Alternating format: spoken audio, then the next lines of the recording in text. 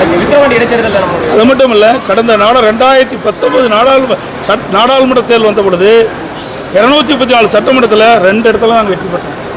இந்த முறை 2024 சட்டமன்ற தேர்தலில் நாங்கள் ஏற்கனவே அமைச்ச கூட்டணியில் இல்லை, 2019 அமைக்கப்பட்ட கூட்டணி இல்லை. அப்போ 2 இடம் தான் வெற்றி பெற்றோம் 2019. இப்போ 2024 அதிமுக 8 இடத்துல வெற்றி பெற்றிருக்கு சட்டமன்றத்தில், கூட்டணி 2 இடத்துல வெற்றி பெற்றிருக்குது. ஆக அதிமுக தலைமையில் அமைக்கப்பட்ட கூட்டணி 10 இடத்துல சட்டமன்றத்தில் நாங்கள் வெற்றி பெற்றிருக்கோம். ஒரு மாறி மாறி தான் இன்றைக்கி சட்டமன்றத்துக்கு ஒரு மாதிரியும் நாடாளுமன்றத்துக்கு ஒரு மாதிரியும் மாறி தான் வாக்களிக்கிறாங்க பொதுமக்கள். 2 கோடி தொண்டர்கள் கொண்ட இயக்கம். ஆனால் இந்த தேர்தலில் 1 கோடி வாக்குகள் மட்டும் பதிவாயிருக்கு. கிட்டத்தட்ட 50% வாக்குகள் பதிவாகலாம்.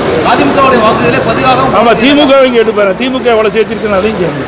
ஆக தேர்தல் நேரத்தில் நான் தான் சொல்கிறேன், இது நாடாளுமன்ற தேர்தலுங்க, சட்டமன்ற தேர்தல் அல்ல.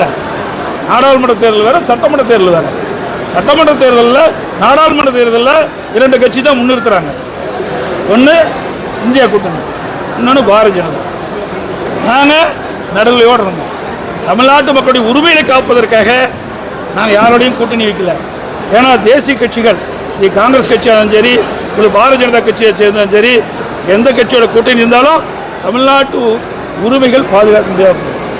இன்றைக்கி காவிரி நதிநீர் பிரச்சனை, உச்சநீதிமன்றம் அளித்த தீர்ப்பு, மேகதாது அணையில் கட்டுன்னு சொல்கிறாங்க. இன்றைக்கி மத்திய அரசு அதுக்காக பதில் சொல்லுதா? காங்கிரஸ் ஆட்சியும் சொல்லலை. நடுவர் மன்ற தீர்ப்பு வந்த பிறகு 2007 அரசியல் வெளியிட்டாங்களா? வெளியிடலையே. அது ஒரு பாரதிய ஜனதா ஆட்சி இருக்குது. உச்சநீதிமன்றம் தீர்ப்பு அளிக்கப்பட்டு விட்டது. இன்றைக்கு உச்சநீதிமன்ற தீர்ப்பு படி தான் மேகதாது அணை கட்ட முடியாது என்று சொல்ல முடியுதா? அப்புறம் என்ன பிரயோஜனம்? மத்தியிலே ஆளுகின்றவர்களுக்கு அவர்கள் எது சாதகமோ அதை தான் பயன்படுத்துவாங்க. இன்றைக்கி தமிழ்நாட்டு மக்கள் தான் நம்மளை தேர்ந்தெடுக்கிறாங்க. தமிழ்நாட்டு மக்களுடைய பிரச்சனை வருகின்ற பொழுது அதை முன்னிறுத்தி தீர்க்கக்கூடிய ஒரு சூழ்நிலை இருக்க வேண்டும் என்பதற்காகத்தான் நாங்கள் கணிச்சிடணும்.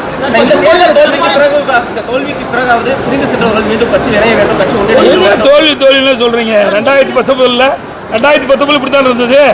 ஆனால் 2021 75 இடம் ஜெயிச்சோம் இல்லையா? 2 லட்சம் வாக்கு தாங்க குறைவு. மொத்தமாக 2 லட்சம் வாக்கு தான் குறைவாக நாங்கள் இந்த ஆட்சியை அமைக்க முடியாத சூழ்நிலை இருந்தது. பிரிந்து சென்றது வந்த சென்டரில் எவ்வளோ ஓட்டு வாங்கியிருக்கு? நாங்கள் பிரிந்து சென்றதுங்க 1% அதிகம். நாங்கள் பிரிந்து சென்றவருக்கு பிறகு 1% கூடுதலாக வாக்கு வாங்கியிருக்கிறோம். அதுலேருந்து என்ன ஆகுது?